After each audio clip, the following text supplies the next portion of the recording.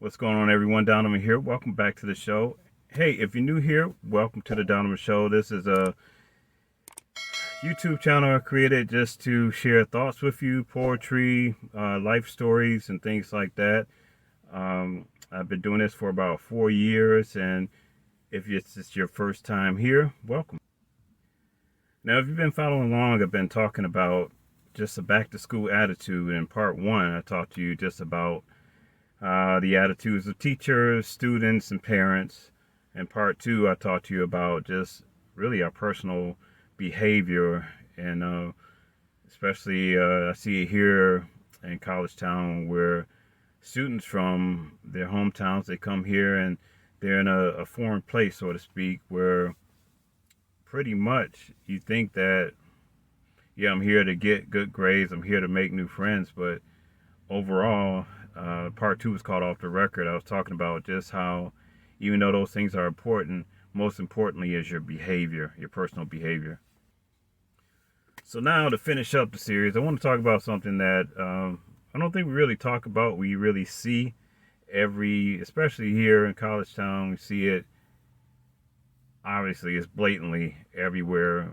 Every August, every fall season, I see it, and I don't like to see it, but I see it anyway. And that's, well, student drivers. And if you're a student driver, I hope your parent put this on your car, because especially when you're in a foreign land, sort of places where you don't know the terrain and territory, it would be nice to have one of those on your car to let everybody know that, hey, I'm not a professional at this, that I am new, because I see a lot of things in student drivers that aren't good, and I wanted to share this video today to kind of share some points on that. And when I think about student driving, first of all, I got to think about the thrills. I mean, I remember those years of catching a bus, of riding with your friends, of watching others drive, and you felt misplaced. You felt like, man, when am I going to start driving? And then when you get to drive, when you have your own vehicle, it's the thrill, it's the excitement of, I'm out in these streets now. I'm going to drive. And while it's all exciting and everything, you got to watch out because the thrills can overtake you and you can end up doing some stupid things. I've seen people really engulfed in the thrills. I work midnights, and I'm on the way to work, and I'm thinking, not that there's ghosts out, but I'm thinking there's some weird activity going on. About a month ago, I was on my way to work, and I'm going down this street I usually go down, and there's this smoke.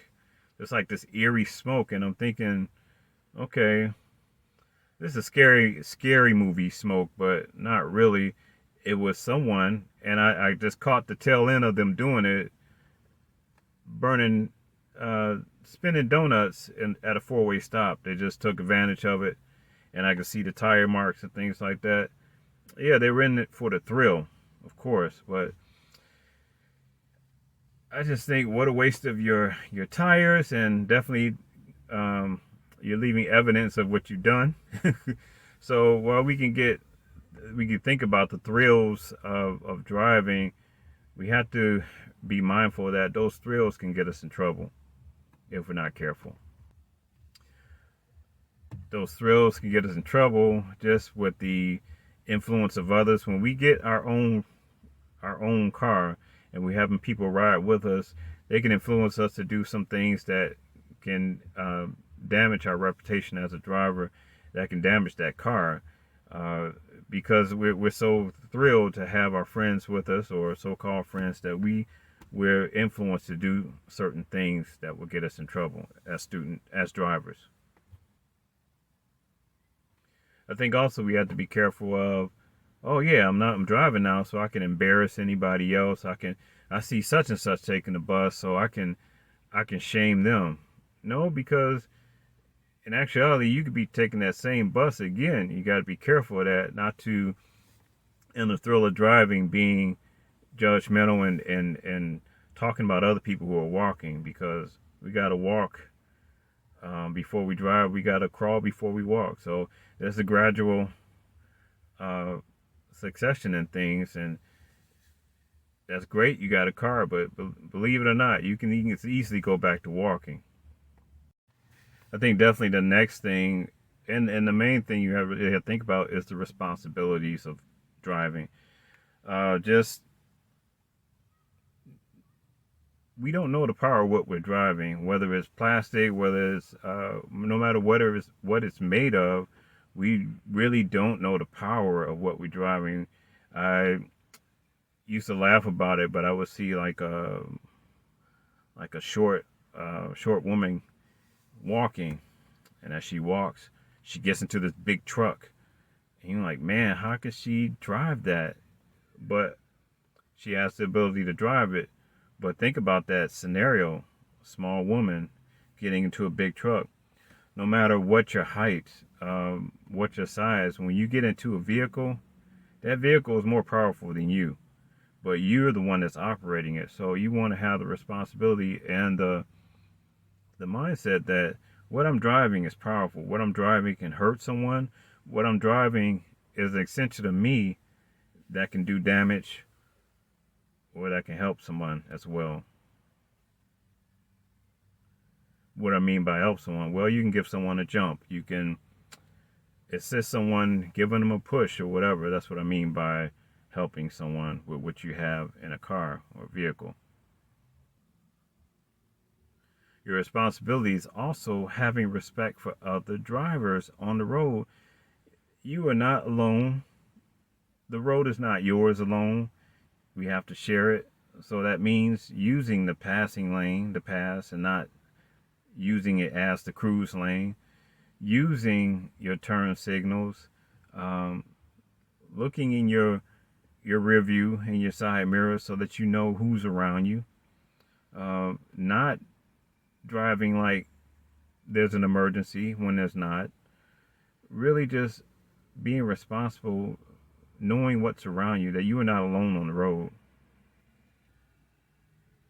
And I think also looking out for others, because a lot of us don't know, may not be conscious of certain things on the road. We might be distracted. And so if you're looking out for you and yourself, what I call it is being a defensive driver, not aggressive, but defensive, is that you're driving, you're making sure you're not going to get in an accident, you're making sure nobody's going to hit you.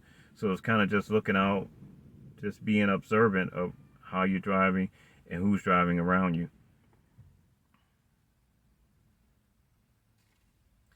The last thing I want to say about responsibility is really respecting the authorities. I mean, here we have, I feel like kind of a triple threat. We have the campus police, we have the sheriff, and we have state police. And you don't want to get caught up with any three of those. But every year, because people are not watching what they're doing, they're new to this game of driving, I see those three authorities. I see those three authorities usually in accidents with reporting, especially sheriff and state police around here. They're stopping a lot of student drivers who are not being careful, who are not being mindful, who are not being responsible with the driving.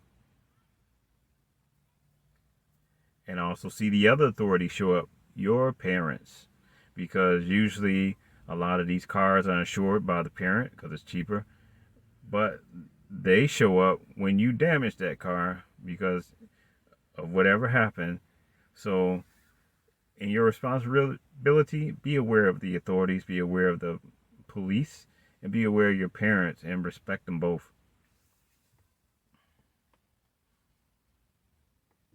To sum up, guys, go for maturity. I mean, yeah, there's the thrill of driving. There's all these exciting things you can do. You can test out your vehicle and things like that. But be responsible. There's got to be a balance between the two. And as you get older and more responsible, those things will help to guide you, because remember, you're not only driving for yourself, you're going to be driving other people. Well, guys, that's my video for today. Just back to school attitude part 3. Just student drivers, just beware of them. Student drivers, beware of others around you. Be careful. It's great to have the thrills, but be responsible and go for that maturity in your driving. That's my video for today. Donovan out. Peace.